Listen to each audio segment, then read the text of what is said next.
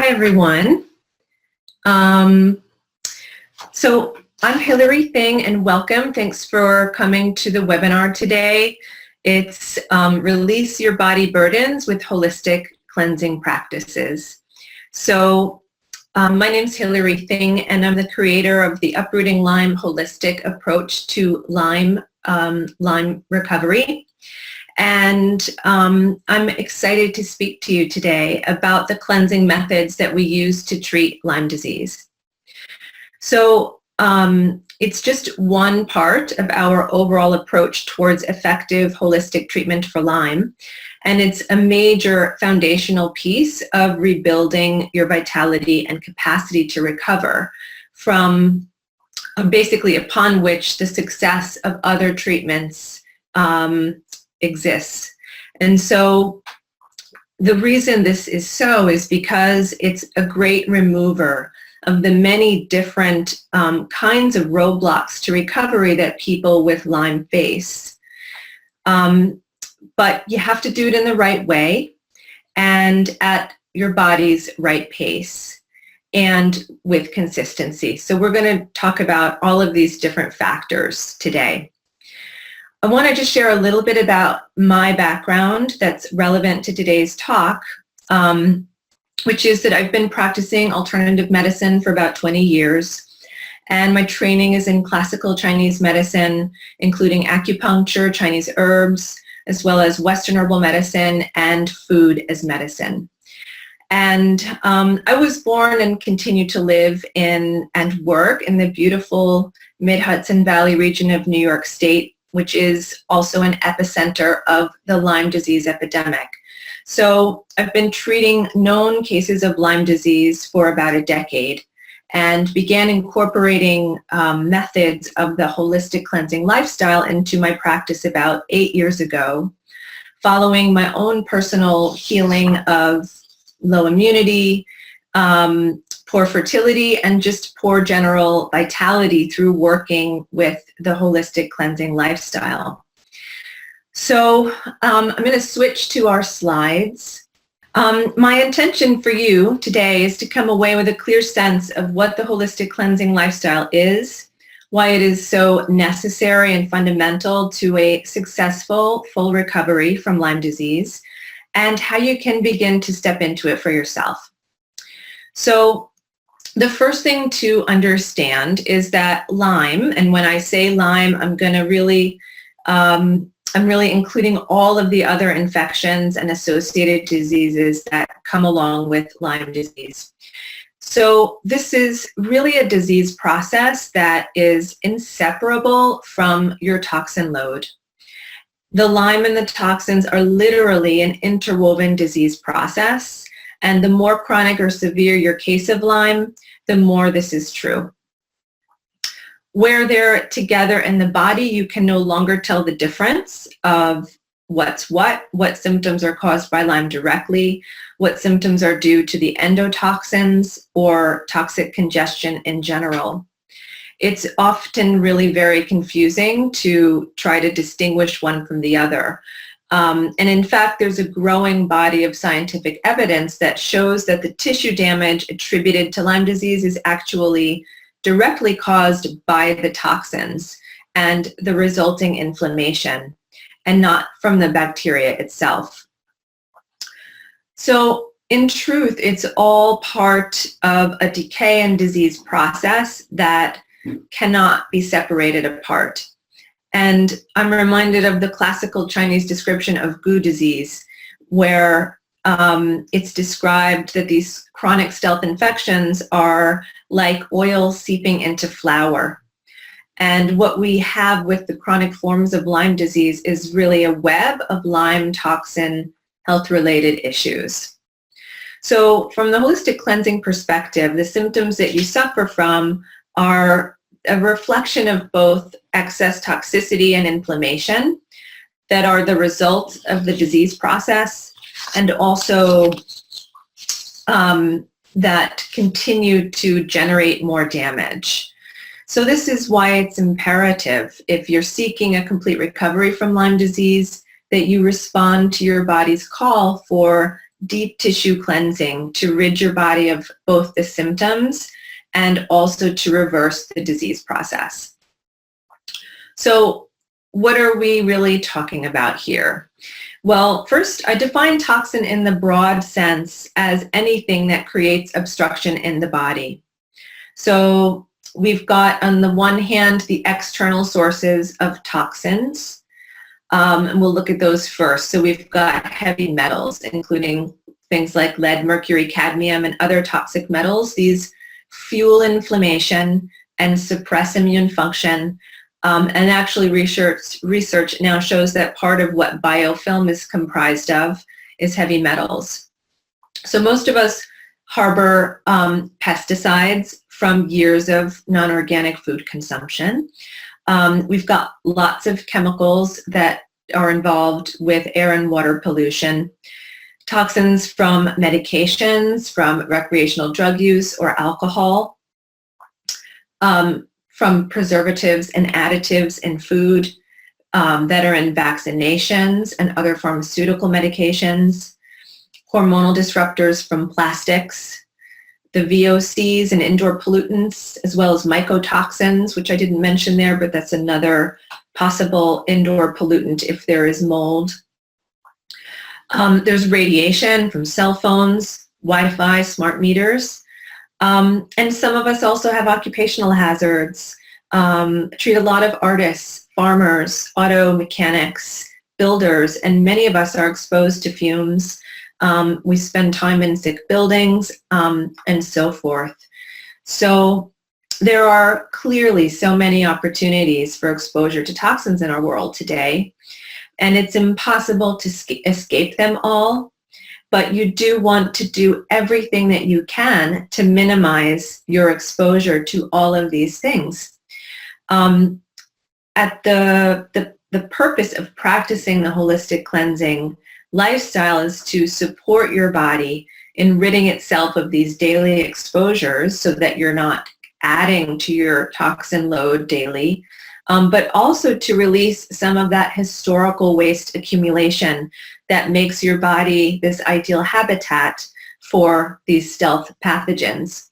And this is why I teach cleansing as a daily practice. It's not something that you do once in a while, but it's something that you do consistently over the long term. So now let's look at the internally generated sources of toxicity. So this includes things like adrenaline and the acidic chemistry that is generated by stress. In terms of emotions, there's daily negative, unprocessed thoughts and feelings. So you want to really look at what are the thoughts and feelings that you tend to feel every day. Is overwhelm a common experience for you? Frustration, anger, shame at being sick, perhaps. So you can think of it like every emotion has a flavor. It's like it's got its own unique chemistry that's created in response to that feeling. The body creates a chemical signature in response to that feeling being generated, and that chemical signature travels throughout your body, telling every single cell of your body the state of things, the emotional state of things. So thoughts are very powerful. Thoughts are things. And the negative self-destructive thoughts and feelings contribute to the acidity and the waste that your body has to try to process every day. And this acidity is part of what we let go of when we cleanse. So cleansing actually takes place on the emotional level as well as the physical. Past traumatic events and memories are held within the body's tissues and are part of the waste accumulation also that can be released as cleansing occurs on deeper and deeper levels over time. Food stagnation happens from consuming too much rich foods. It happens when we have food allergies, and therefore the body is unable to break down fully those food particles. It occurs from general overconsumption. and poor digestion that leads to the body's inability to fully break down the food that you take in. And also from autotoxicity from leaky gut, which allows food particles and other large and inflammatory molecules to pass into the bloodstream that are supposed to be kept out. So endotoxins from Lyme and some co-infections and yeast. This is where the metabolic byproducts of the bacteria are toxic to the body. And this is really a survival mechanism. It's in part of they create a local environment in your body that is ideal for them to thrive. They release these poisonous irritants into your healthy tissue, which creates inflammation and this process of death and decay that sustains them. And then die-off. This occurs when an antimicrobial is used and kills some of the Lyme, yeast, or other disease-causing bacteria. Then there can be a resultant Jarisch, Herxemer, or Herx reaction. Basically, this is a worsening of your symptoms that occurs in response to the increased release of bacterial die-off toxins. So these toxins are then dumped into the bloodstream and circulated throughout the body until they are either eliminated, hopefully, or unfortunately they can lodge in areas of weakened tissues. And as neurotoxins, they are preferentially taken up by nerve system tissue.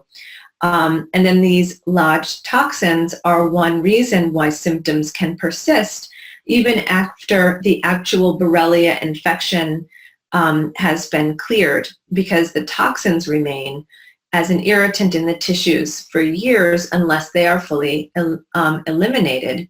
And this is one reason why people can get too close to recovery but have these lingering symptoms that are not going to be helped by more antibiotics. The only thing that's going to help them is through the cleansing process.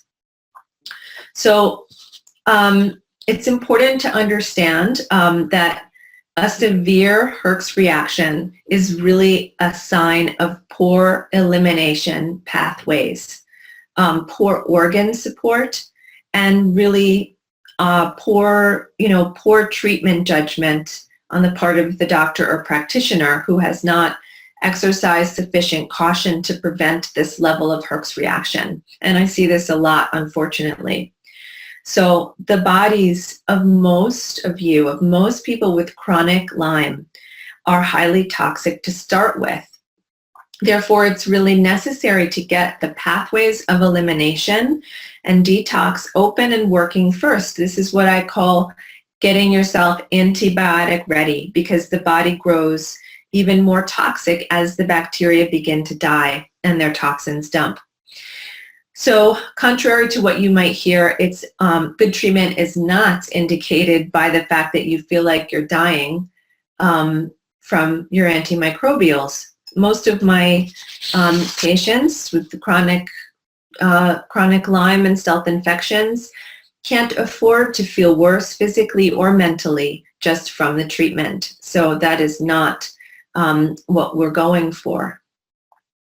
The last thing I want to mention to complete this picture of the interwoven nature of Lyme and the toxin load is this issue, is a kind of another complication is the issue of the genetic mutations, which has become very well known lately. And they are common among people with persistent Lyme disease. Lo and behold, it seems that those of us with weaker, less efficient liver detox pathways are more likely to develop persistent Lyme disease. So this is just one more factor to consider in examining your own health picture and the need to make holistic cleansing lifestyle a priority. So our next slide here just shows a list of the common symptoms that are shared between Lyme sufferers and people with toxin overload. So when I researched this, I found out that about 75% were common to both disorders. So, and here's the list of the matching, the sort of top matching symptoms. And since some of you are listening through a phone, I'll just read, you can't read the slide, I'll go through them quickly. Headache, muscle pain, joint pain, arthritis, fatigue, brain fog, depression, mood disorders, GERD and nausea, constipation or diarrhea, gas and bloating, sleeping problems, skin rashes, Alzheimer's and Parkinson's presentations, hormonal imbalances, allergies and chemical sensitivities, chronic fatigue, poor circulation. So that's quite a lot of overlap. And Dr. David Jernigan states that 50% of the health restoration that every Lyme sufferer seeks will come from effectively eliminating the toxins and reducing the sources of the toxins, i.e. bacteria and toxic lifestyle. The other 50% of healing will revolve around restoring structure and function and optimal coherence within the body, mind, and spirit. So 50% of healing needs to come from eliminating and reducing the toxic load. That's huge. And for most of you, detoxification does not play that big a part. It doesn't play a large enough a part. It's not half of what you're focusing on in your treatment. So this is an important takeaway. And this is why illness continues. One last quote is from Dr. Lee Cowden. It's so critically important, in my opinion, to work as hard on getting the toxins out of the body as on working on getting the microbes out of the body. So this is from Dr. Cowden, who invented the popular Cowden protocol. And it just, I used it here because it speaks to the fact that we do tend to really focus on getting the microbes out of the body because it's our cultural focus. Through antibiotics, historically, medicine in general focuses on getting the microbes out of the body. And really we need to focus just as much and sometimes more so on getting the toxins out of the body. So what I want to introduce to you next is a formula for health that reveals an essential truth about why the Lyme toxin network is so detrimental, and conversely why holistic cleansing is so powerful for healing from Lyme. So this formula comes from Dr. Arnold Ehret, who was a natural physician from the late 19th century who healed himself and his patients through natural medicine and fasting. Essentially, the formula is that vitality equals power minus obstruction. In other words, take away the obstructions and you're left with your innate inborn power, and that is your vitality. So classical Chinese medicine offers this piece of related wisdom. The physician who knows how to harmonize the liver knows how to treat the 100 diseases.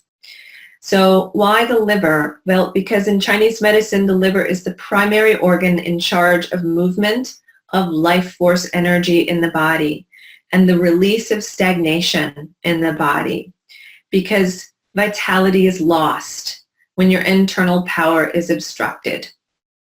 So this is the goal of cleansing.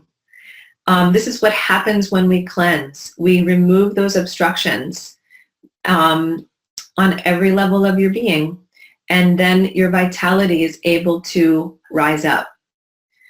So as you can see from the long list of symptoms that we just reviewed, and I'm sure that you can sense directly if you tune into your body, that the Lyme and toxicity together contribute directly to obstruction of your flow of blood, the flow of body fluids, and the potency of your life force energy, your organ function, and the cellular transformations that sustain you. So in doing so, they drain your body's power, just like a battery being drained. And this depletes your vitality, which is your innate capacity to heal, your overall sense of aliveness, and your ability to respond to medicine and to herbal or energetic healing treatment. So the question that Dr. Horowitz posed in his book is, why can't I get better? Because it is the question of so many Lyme patients. Why am I not getting better? What's it going to take? Because I've tried so many different treatments. Will I ever fully recover, or am I going to have to be stuck with this for the rest of my life? So my answer to this question of why can't I get better is different than Dr. Horowitz's. And because I've treated people holistically for many years with herbs, acupuncture, food as medicine, nutraceuticals, and so forth, both on antibiotics and post-antibiotics, but always with this understanding of the body is a dynamic whole and that all of the health problems are interconnected. So this holistic way of viewing the body and what it takes to get healthy is not new. But for the majority of people with chronic Lyme, a general holistic approach like this is actually not enough, because the accumulation of toxins that burdens your body is literally blocking your ability to get better. Therefore, the wonderful healing tools that are available that don't necessarily work as well as they should, the UV light, the herbal protocols, the biomats, and so on and so forth, they don't work to their greatest potential. Sometimes they don't work at all, or they don't do enough without either first or simultaneously removing these toxins and the waste. So the reason for this is because this toxic waste protects the Lyme, it feeds the Lyme and other bacteria, and it supports the reproduction of all of these infectious diseases. So just to be clear, detoxification isn't the entire treatment plan, but it is the preliminary, the foundational work upon which these other treatments can gain traction. Because remember, it's not the doctor that heals you, it's not the treatment that's going to heal you, it's your body. So what cleansing does, what effective cleansing does, is put your body into the position, it creates the internal condition for your body to do that healing work. So the good news, more good news, is that your body is specially designed to self-cleanse and to self-heal. Your body wants to do this, and it can do it. It's designed to clear poisons out. It's designed to heal from disease. It's designed to mend damaged tissue and to heal completely, so long as it's properly supported in doing so and you give it enough time under these conditions. So you now know why the holistic cleansing lifestyle is central to reversing Lyme. And now we'll talk about exactly what this uprooting Lyme approach is and what is a holistic cleansing lifestyle. So the holistic cleansing lifestyle is the creation of a way of life that purifies your complete system, your whole self, the body, mind, and spirit. I equate cleansing with removing the blocks to self-healing. It comes back to that equation of vitality equals power minus obstruction. So it's about removing these massive sources of obstruction so that your internal power, which is your innate self-healing capacity, can rise back up and your vitality can return. So how does this work? The formula for successful detox is awaken plus release. Awakening the waste plus releasing the waste equals successful detox. And as the slide says, let the adventure begin. because it is an adventure when you really start to detox your body in a tangible and effective way. So awakening the waste occurs through the process of hydration plus alkalization. And releasing the waste occurs via the avenues of elimination of your body. That's the bowels, urination, sweating, and breathing. So first and foremost, before we even get into the cleansing practices, you have to look at toxin avoidance and reduction. Otherwise, you're going to just spin your wheels, right? So you need to limit the incoming toxic exposure. You need to limit the internally generated toxin exposure. Control what you can control. And that is going to make your cleansing process happen and work for you that much faster and that much better. So in terms of these external exposures, you've got to really look at how you can minimize your exposures at home, at work, with what you put on your body, onto your skin, to clean it, makeup if you use that. What do you use for bug repellent? Are you using something like DEET? Well, that's quite a toxin. So it's necessary to begin to really think about these kinds of choices and to choose the non-toxic options. What are you putting inside your body? So this is a place where you want to really look at all of these issues thoughtfully and take full responsibility for what you can. So you may not be able to control all of the EMF radiation around you. You may not be able to control air pollution at every moment of the day, but you can control quite a lot. And so just really, this calls upon each of us to take full stock and to take full responsibility for what we put into our mouth, what we put on our skin, how we clean our home. And, it's no mistake that in cleaning up our own bodies, this is also about cleaning up the planet. And this is also where you need to weigh the real benefit of pharmaceuticals. Because if they're not truly helping you, then they are hindering you by burdening your liver and adding to the toxic congestion. And then in terms of reducing the internally generated toxins, this requires taking, again, an honest look at how you manage your mind, your emotions, and your energy. And so this is not to be glossed over. If your impulse is just, oh yeah, sure, there's no way I can do that. This is about where cleansing, it has to go beyond the focus of just the physical body and also incorporate the daily practices that address your health on the mental, emotional, and spiritual levels.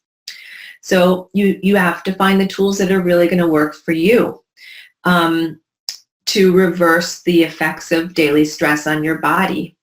So for example, with my patients, I work a lot on transforming something like chronic paralyzing overwhelm into a healthy, proactive sense of control. Which state of being do you think is more health promoting? The one where you feel everything's out of control or the one where you feel empowered? This is what sends direct messages to the immune system. So we also work on transforming negative perceptions and beliefs into thoughts and feelings that are based in hope, trust, faith, love, gratitude. These shifts of mind don't happen overnight, but neither does physical cleansing. Both require putting consistent practices into place in your daily life. It's just that simple. So just think about for yourself strengthening your relationship to spirit, and what does that mean to you? What would that look like for you in your life? Because this is something that we all have access to for free. And moving purposefully towards developing your spiritual life will greatly help you to minimize the internal generation of toxins. Then minimizing food-related toxicity involves practicing the principles of a cleansing diet, such as food combining, and we'll look at a few more in a moment. It also relates to not overeating, and honestly, and especially not overeating solid food. So some of what we do when you really get into working with a cleansing diet is looking at how to consume food, more liquid food, less solid food, for example, because it's easier on your digestive system and less congesting. And food combining, as I mentioned, is another great tool. And the only way to minimize the endotoxins and the die-off is to do the cleansing work to open the avenues of elimination so that the bacterial infestations and their toxins can exit the body as quickly as possible. Then awakening the waste. So awakening the waste involves hydrating and alkalizing the body's tissues. So the art and science of hydration, it involves not just drinking more water, but this is our starting point. So where you want to be drinking at least half your body weight in ounces in the cleanest spring water you can obtain every day. So in other words, if you weigh 200 pounds, you want to be drinking at least 100 ounces of water per day. But also it's about ensuring that it's getting into the cells through the use of electrolyte blends, if needed, and also at a more advanced level, understanding the importance of living water for healing illness and even learning how to find sources of living water and create your own. And next is the art of, the science and art of alkalizing the blood and the body tissues, which has the effect of raising the pH and increasing the negative ions within the body, because toxic waste is acidic. Healthy tissue, healthy blood is alkaline. So toxic waste is also dry. It's dried acidic matter. So this is why the hydrating and the alkalizing is necessary. It's essentially, it's moistening the body, which is a lot of the tissue is like a sponge, and the alkalinity draws the waste matter out into the bloodstream. So there's many elements to alkalizing, and this includes things like juicing is a wonderful tool. And if you already juice, think about how you could consume even more fresh juice.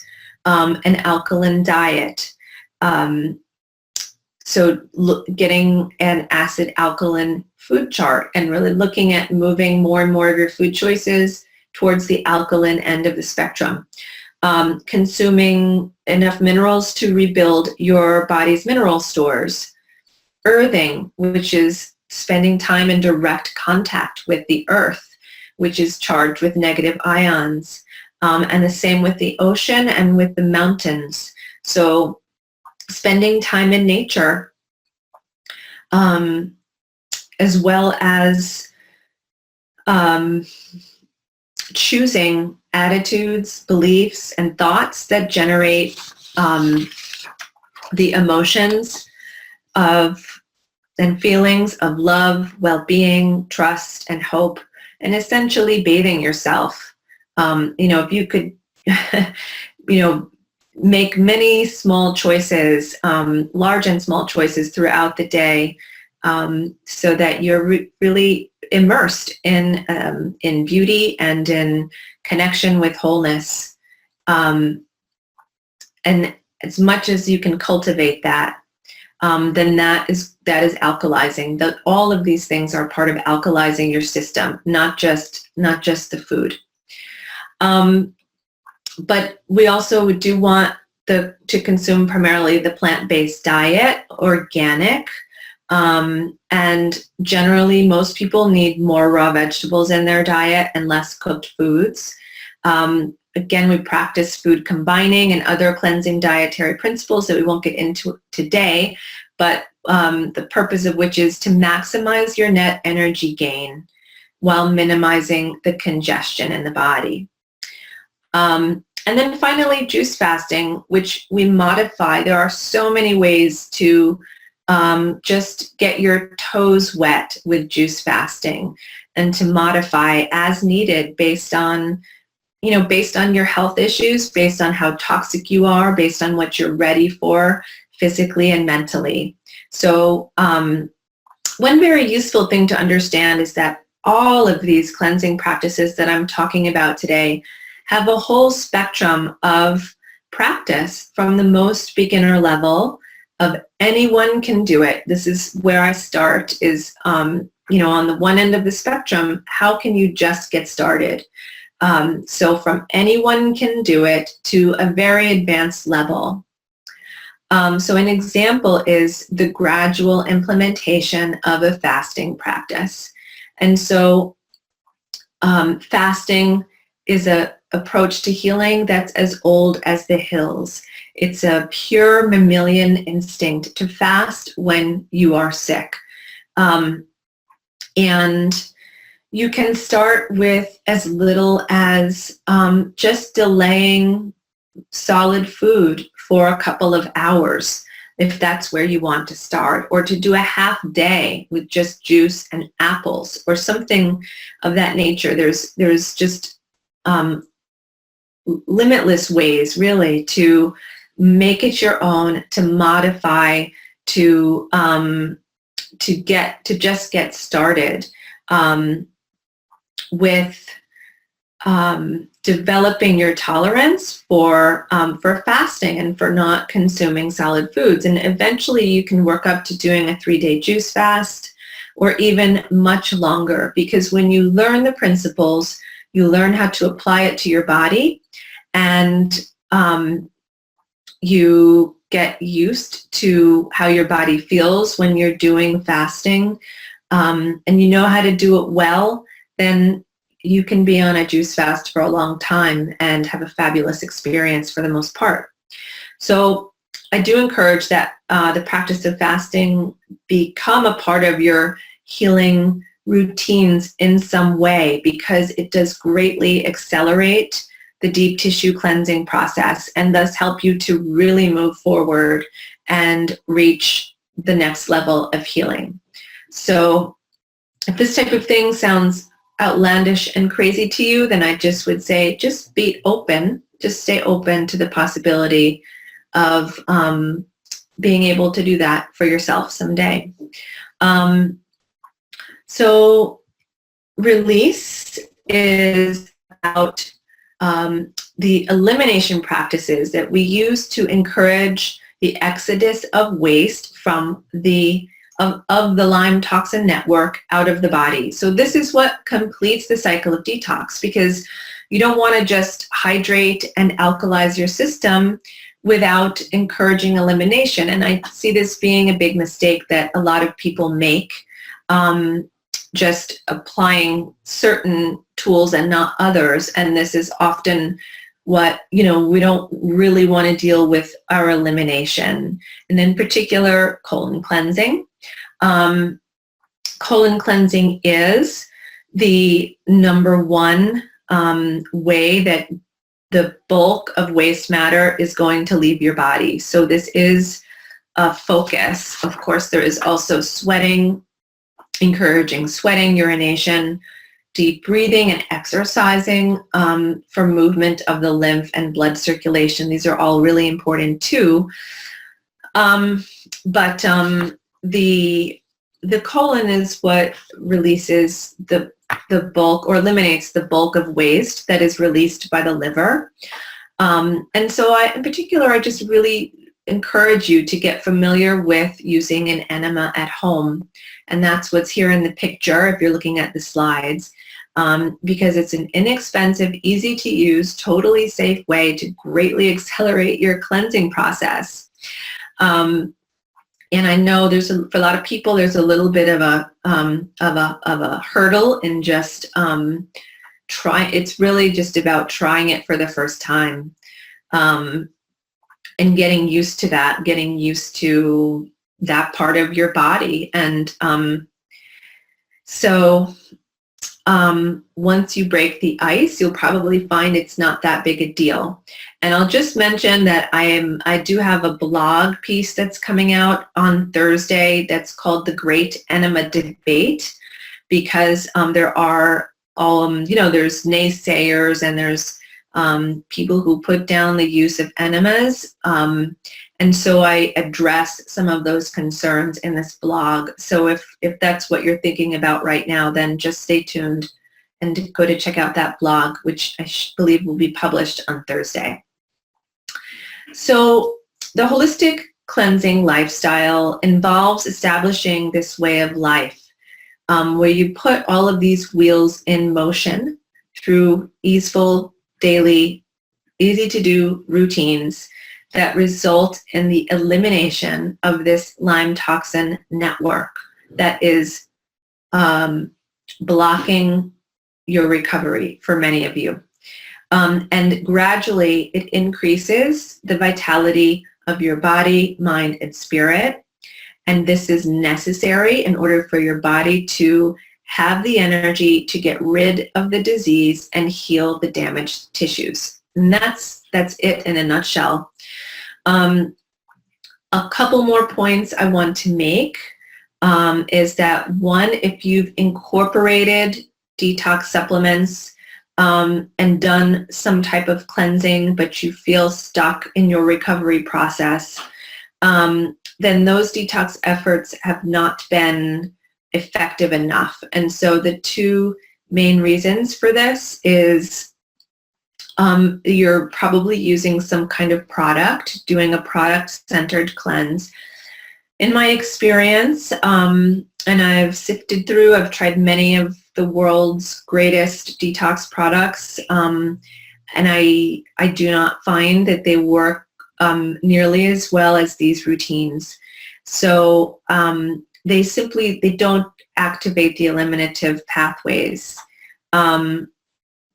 These products are basically geared toward, they're designed to be general detoxifiers of the liver and the intestines. And while they are a very good idea for, they're very good in theory, I should say, they're not really designed to handle the Lyme neurotoxins, and nor do many of them, they don't cross the blood-brain barrier to reach the ammonia in the brain. And essentially, they're often just adding to the congestion inside your body, honestly, because they're not actually opening up the pathways of elimination. So the second reason that many people sort of don't feel like the detox strategy is working for them has to do with consistency. It's just, not really being consistent, like trying one enema or trying a juice fast for a day, or and all of these things are great, and you have to start with where you're at. That's fine. But the point is that deep tissue cleansing takes time, and it requires ongoing daily practices that facilitate the body's natural capacity to heal. And so, we do this. This is how I train people to do this, with a focus towards simplicity, ease, sustainability. How can these things fit together in a way where it's a well-oiled machine in part of your day, and you just keep up with it consistently over time, and it really then has the opportunity to shift things. So It's not, it's really a process. It's not a one-time event. So for those of you who want to engage in cleansing at an accelerated pace, I just want you to know that we will be holding a therapeutic juice fast intensive, which I'm very excited about. It begins in May. And it's a 6-week group online program that includes either low, medium, or high-level private support with me along with it.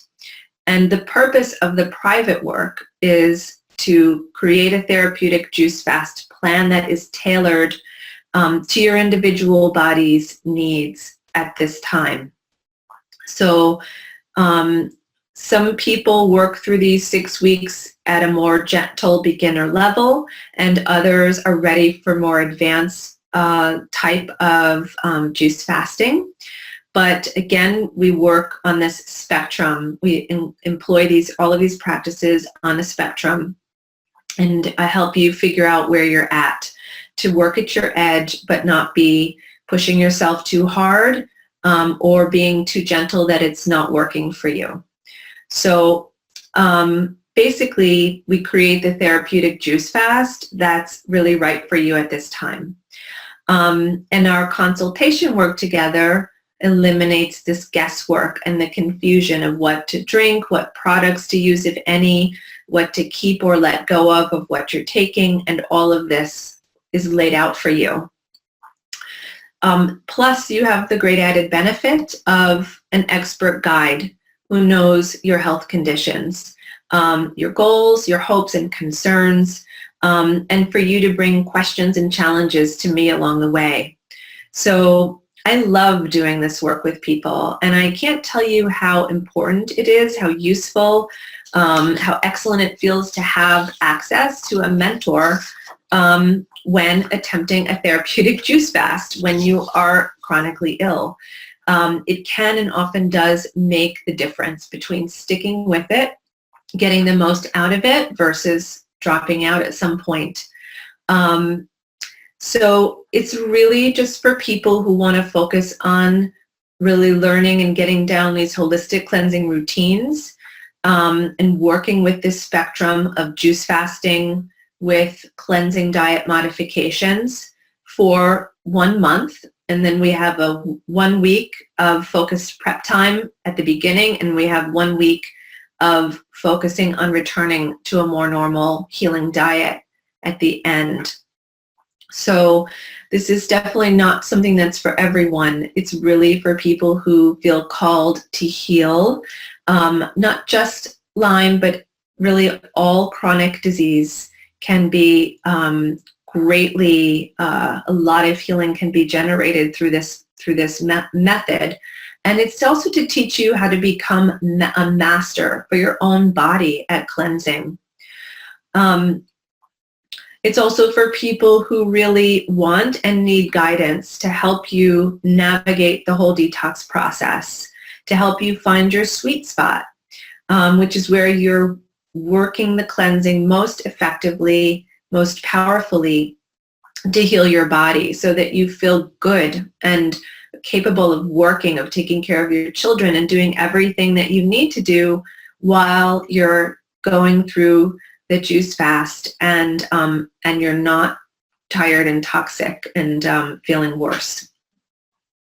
So we haven't announced this program to the public yet, but so as not to leave you hanging, if you feel really inspired and excited to put these methods into practice, you really want the structure, support, and personalized guidance to be successful in substantially healing your body in this way, then you're welcome to go to our website at uprootinglyme.com and fill out the application for a free consultation.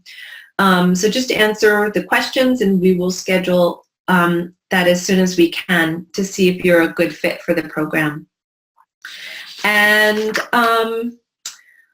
I will see if there's any questions. Let me see.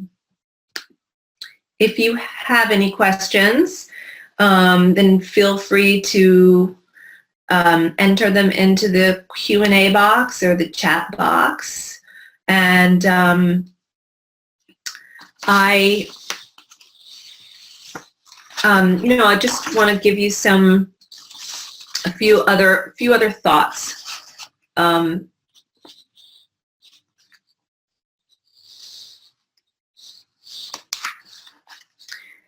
these have to do with some mindsets, actually, which I think are really, really valuable to have for yourself. So there's 4 kind of main cleansing lifestyle mindsets that I teach to my students and my clients in this work. The first is this idea of a transition, that we are on what I call a transition bridge. The transition bridge is this journey towards healing and towards recovering from Lyme disease. So it's not an all nothing. It's not a pass fail. It's really about trying things that you have to be willing to experiment a little bit with your body to learn what works for you. There's no one who just has all the answers for you. But you try things, and if it doesn't work, then really looking at why isn't this working for me? And then adjusting and refining the process. These skills and routines that I teach are, in general, very good for everyone, and yet I'm constantly modifying them for people's specific health needs. And so, that's all just part of the process. And so, I guess the point is here to realize that it's these health routines are not all or nothing, and you want to really think about transitioning into them, just starting with where you're at, taking baby steps, and moving, slowly, gently, compassionately with them. Secondly, this is related, is that health is a process, and I kind of said this already, but again, it's the consistency that is key, and that health healing is a process. You need to be willing to stick with the holistic tools, because most of the time they're not gonna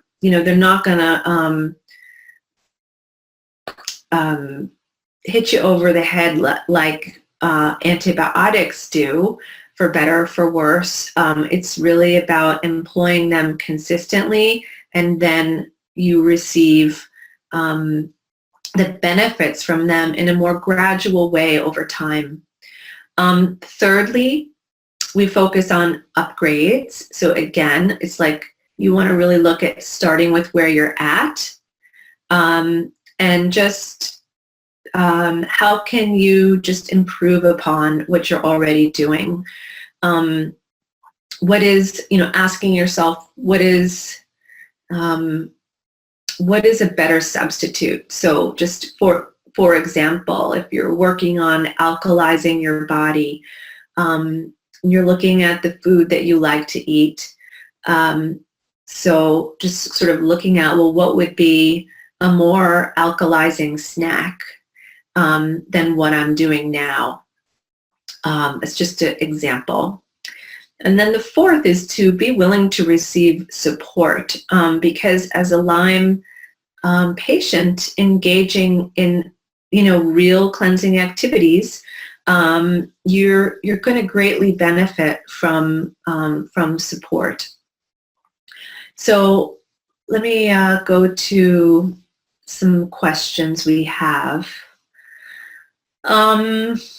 Christy, how effective are other detox methods like sea salt baths or infrared sauna? So that's a great question, and I think basically what you mentioned are a couple of methods that I would put into I sort of put them into the basket of sweating as an eliminative pathway. So utilizing tools like the infrared, like saunas or baths, to encourage sweating, but also with baths, you can use sea salt or clay or different substances like that to help to draw out certain kinds of toxins, and I think that's great. The infrared sauna is also a great tool if you have access to it. That's not something that everyone has access to, and I would just caution that with Lyme, some people have, you have to just be cautious, and so that you're building up your tolerance gradually, because it seems the infrared sauna can also does cause die-off in some people. So when you're wanting to, it may not be the best when you're starting out if your body is highly toxic. Himalayan crystal salt bath is supposed to have the cleansing power of a 3-day water bath. Perhaps, I'm sure it depends on how much you use, and I think that's a great thing. I mean, I have a lot of patients who take a sea salt or an Epsom salt bath every single day. So I'm all for it. But again, it's not a replacement for colon cleansing, for example. So that's where you just don't, a caution against getting,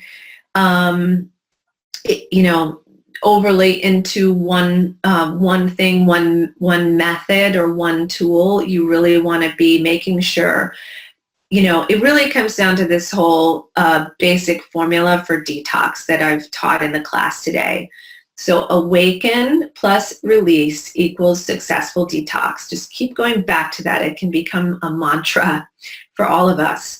Awakening, which is the hydration plus alkalizing, plus release through the avenues of elimination, primarily colon, equals successful detox. So those are the things you have to have lined up for yourself every day to create the holistic cleansing lifestyle for yourself.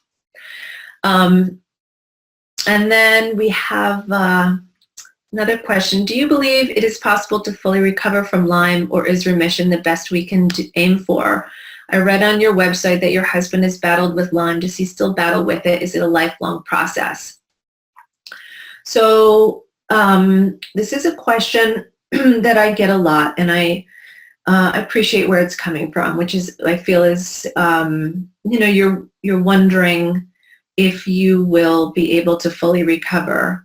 And my answer is that I believe that you can fully recover, absolutely. That, we don't know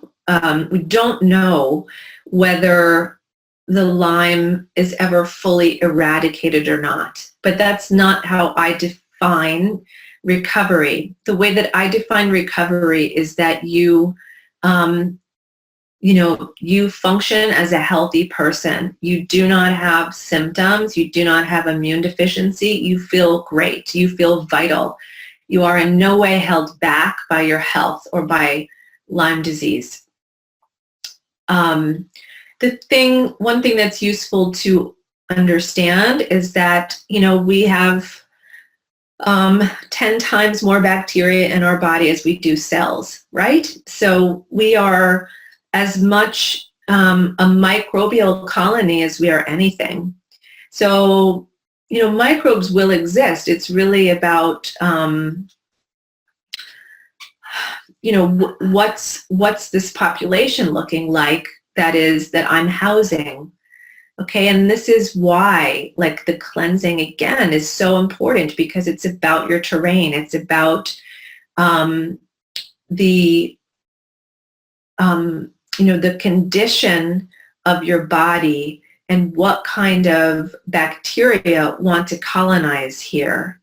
And if they are the disease-causing bacteria, then we end up having multiple kinds of bacteria, viruses, yeast, fungal infections, all of these things that are thriving in the body.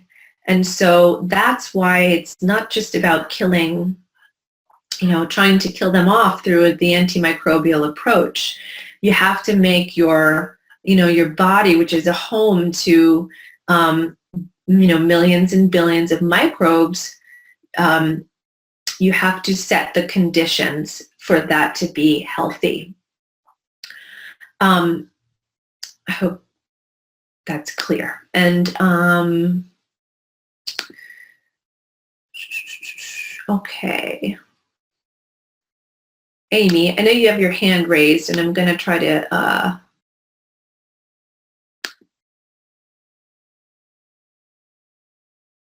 I'm going to try to unmute you. 1 second.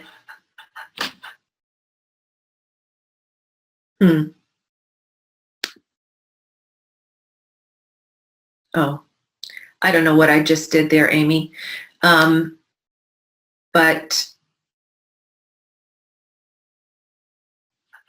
maybe that's you. Can you, hi. Oh, we don't hear your audio, so hold on. Let me just try to unmute you. Okay, I can do it. Okay, hi, Amy. Hi, can you hear me? Yeah. Hi. Yeah, I raised my hand and then I started to write something because I'm just not that technically competent. But I had a question about with juicing and juice fasting, and I know it probably is just completely individual, but how do you deal with people that are dealing with say, elevated sugar and, carrots and beets and even some of the, other vegetables? I know, greens are less sugary, and, how do you deal with that in terms of keeping the, sugar levels down? I'm not talking about necessarily diabetes, but that too. Yes, that's a great question. Actually, that's been coming up quite a bit lately, just with some different patients. And so the big picture is that, in my experience, the cleansing work and juice fasting in the big picture actually helps strengthen the pancreas over time. However, there is more of the short term, which I think is more what you're asking about, potential for blood sugar spiking. So it's true, if the blood sugar is an issue with diabetes or diabetes tendencies, you want to be much more careful not to do a lot of the sweeter vegetables and fruits. So like the juicing that I recommend is just like your basics are cucumber, celery, and romaine. Just one of them or any combination. So those are like your watery light green vegetables that are they have a lot of alkaline water content and minerals. And then you add to that.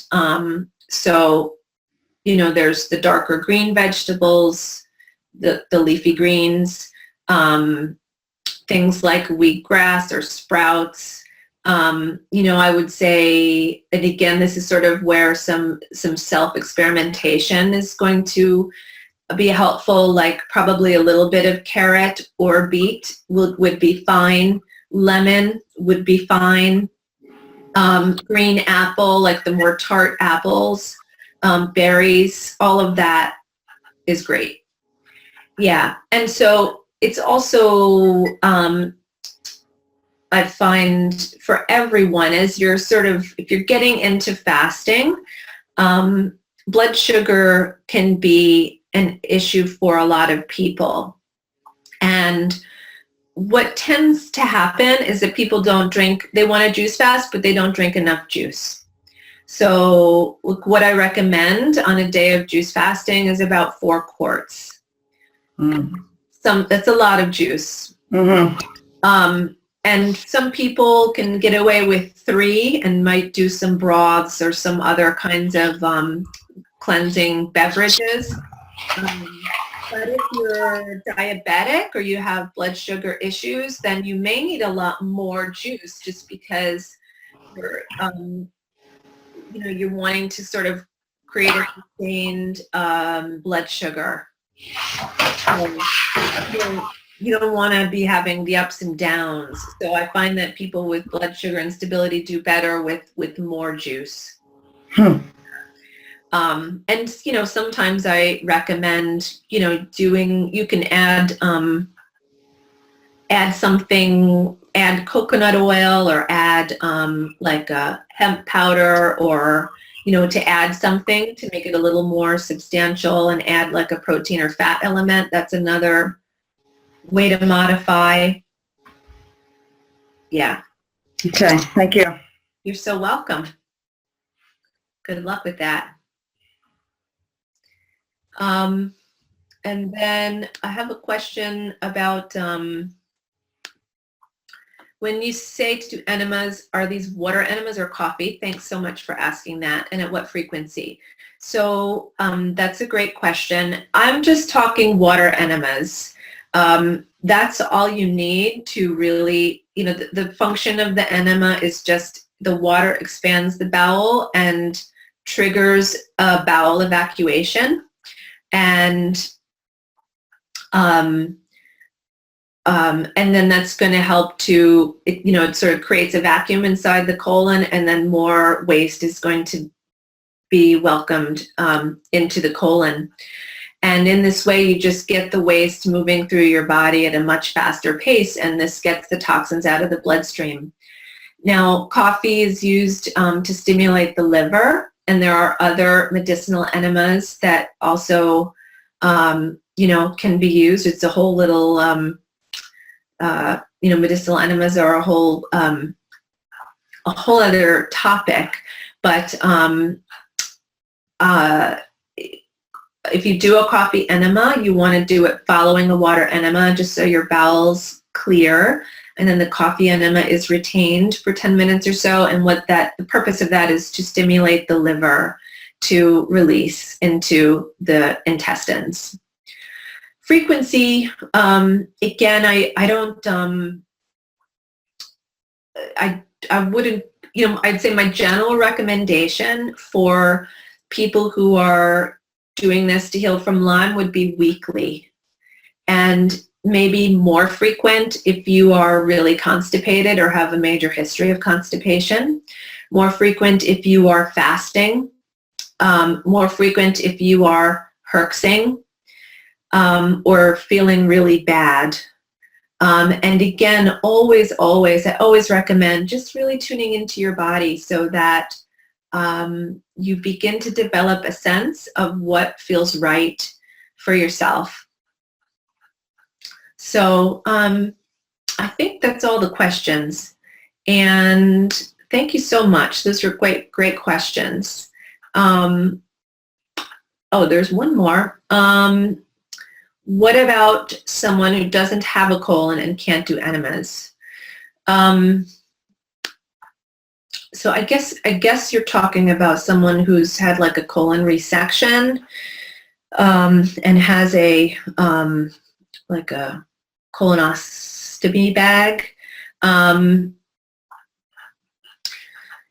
mean, basically in that situation, I would evaluate what's